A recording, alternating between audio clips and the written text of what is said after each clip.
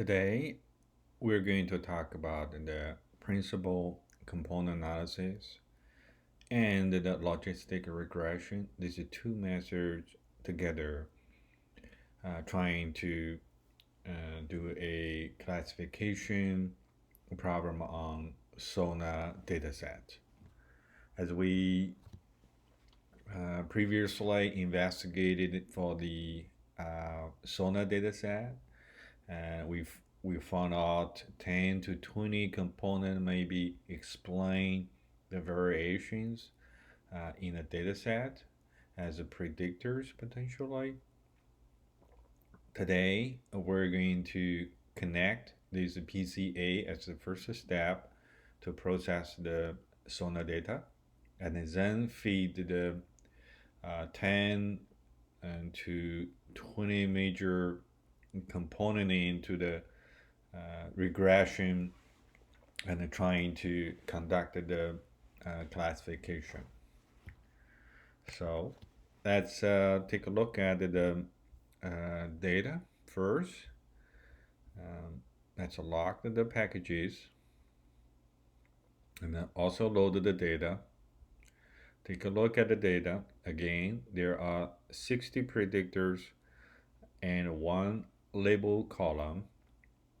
The name is a class here. It has a R and a M.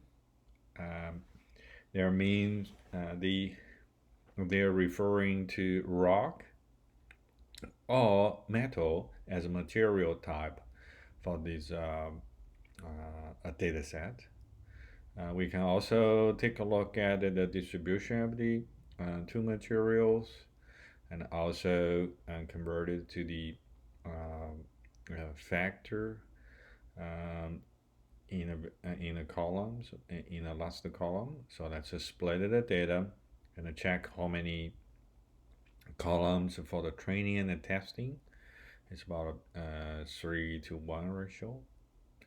Then we did run the logistic regression on this data set, but it did not give a very good result. So we're going to do a PCA on this first, since we did a previous video on this. So we're going to go through this fairly quickly. Let's focus on this. We may choose between 10 to 20 principal components to explain the variations in the data set as a to give a kind of a summary of the 60 columns and transform them into 10 to 20 kind of a columns, which may be a representative of the predictors. So let's transform it into the data frame. As we can see, that's from 1 to 20. That means we choose 20 components here, which represent more than 80% of the variations in the data set. Take a quick look at the data. There are 20 columns.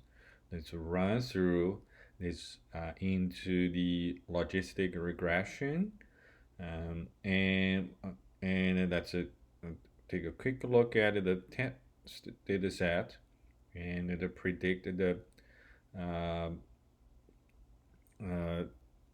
on the new data set and transform that into the format which the logistic regression can take. So that's the final step. We will predict the